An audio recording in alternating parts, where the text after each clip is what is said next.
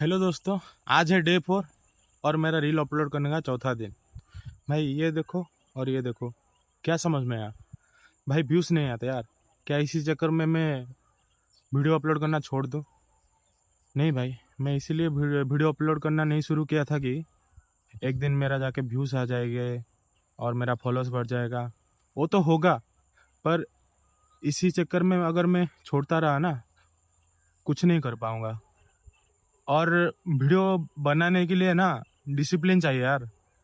Discipline, मेरे को discipline रहना है कि वीडियो डेली अपलोड करूं। और मेरा हेल्थ कंडीशन और फिजिकल कंडीशन के बारे में बता दूं भाई। अभी मेरा 2 किलो वेट डाउन हुआ है।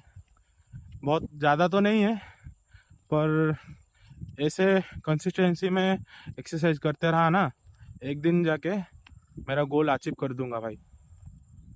तो